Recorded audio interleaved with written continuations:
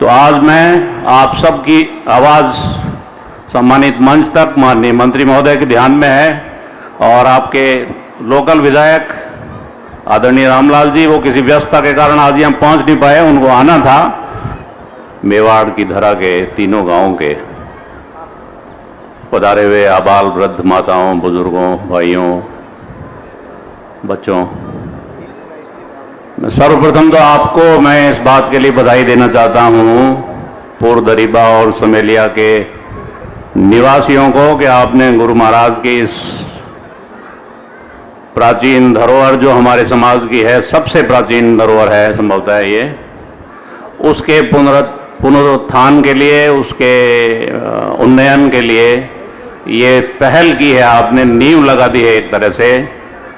और मैं ज़्यादा बात नहीं कहता हुआ, आपकी जो आकांक्षाएं हैं वो अखिल भारतीय विश्नोई महासभा के अध्यक्ष यहाँ पर आप हैं, स्वामी रामानंद जी यहाँ पर हैं, माननीय मंत्री महोदय, विधायकगण, हमारे युवा अधिकारी सब यहाँ पर आए हैं। इस बात का द्योतक है कि ये जो आपका सपना है, आपका क्या हमारा विश्नोई समाज का सबका साझा सपना है और समाज आपके साथ में ये सपना शीघ्र ही पूरा होगा, ऐसा मुझे विश्वास है।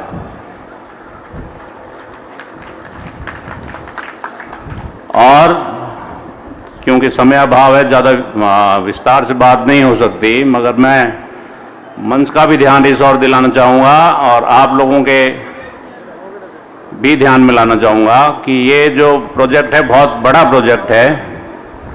ये ऐसा नहीं है कि भाई धर्मशाला के 15-20 कमरे बना दें, इतना ही प्रोग्राम नहीं है। ये जो पूरा क्षेत्र है, इसको राज्य के मंच पर ही नहीं, राष्ट्र के मंच पर ये एक धरोहर के रूप में जाना जाए, देश विदेश के पर्यटक यहाँ पर आए, इस तरह का एक मॉन्यूमेंट ये है। इसका इतना महत्व है, पुरातात्विक महत्व भी है और पर्यटन की दृष्टि से महत्वपूर्ण है, और हमारा तो दाम है ही। तो इसमें 4 मैं डिवीजन मानता हूँ।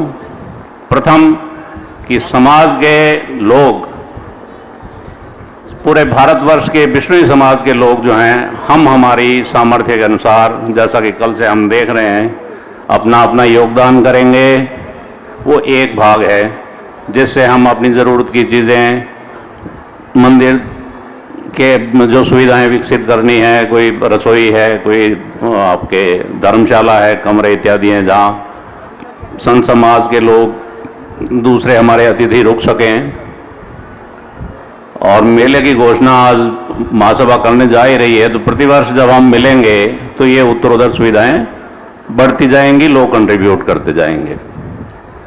दूसरा जो इसका पहलू है वो ये है कि भीलवाड़ा जिला माइनिंग के लिहाज से सबसे महत्वपूर्ण जिला है और सर्वाधिक माइनिंग, जितना मुझे जानकारी मिली है, आपके इन तीनों गांवों के इलाकों में होती है। देश के जो माइनिंग जाइंट्स हैं वो यहाँ पर हैं। तो आपको ध्यान में होगा कि डिस्ट्रिक्ट मिनरल फाउंडेशन ट्रस्ट आपके भीलवाड़ा जिले की जो है, उसके पास 1200 करोड़ रुपए आज की तारीख में डिपॉजिट हैं, और वो केवल इसी उद्देश्य के लिए, जिन क्षेत्रों में माइनिंग होती है उन क्षेत्र के लोगों की उत्थान के लिए, उनकी प्रगति के लिए उस पैसे को खर्च किया जाए। तो आज मैं आप सबकी आवाज़ सम्मानित मंच तक माननीय मंत्री महोदय के ध्यान में है और आपके लोकल विधायक आदरणीय रामलाल जी, वो किसी व्यस्तता के कारण आज यहाँ पहुँच नहीं पाए, उनको आना था, और उन्होंने आश्वस्त किया है कि वो इस फंड से यहाँ पर चाहे सड़क हो, स्कूल हो, ये जितना डैम का एरिया है, इस पर जो भी विकास कार्य करवाए जाने हैं, उस सब पर उस DMFT फंड से पैसा दिलवाएंगे।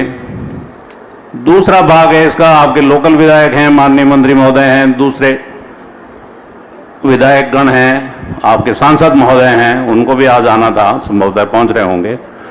तो उनके पास सरकार की निधियां होती है जिससे वो अपने निर्वाचन क्षेत्र में कार्य करा सकते हैं।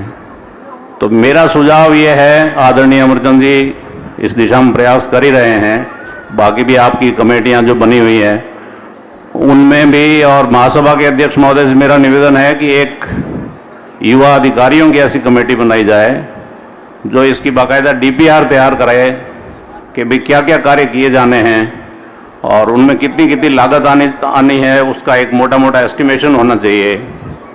और समाज का डेलीगेशन आपके नेतृत्व में माननीय मुख्यमंत्री से मिलना चाहिए कि इतनी पूरा महत्व की, इतना इम्पोर्टेंट मॉन्यूमेंट जो है ये, इसको पर्यटन विभाग टेकअप कर सकता है, इसको पुरातत्व विभाग टेकअप कर सकता है। मेजा बांध का एरिया आता है तो इरिगेशन विभाग है, जल संसाधन विभाग है, इन सब विभागों को इंटीग्रेटेड एक प्रोजेक्ट के रूप में इस एरिया को विकसित करना चाहिए। और ऐसा निश्चित ही होगा, उसकी शुरुआत आप लोगों ने आज कर दी है। और ऐसे उमस भरे माहौल में भी आप यहाँ पर अभी तक टिके हुए हैं, रात भर भी 4 बजे आप जागरण सुन रहे थे 4 बजे तक, तो मैं आपकी निष्ठा और लगन को प्रणाम करता हूँ। धन्यवाद। जय हिंद।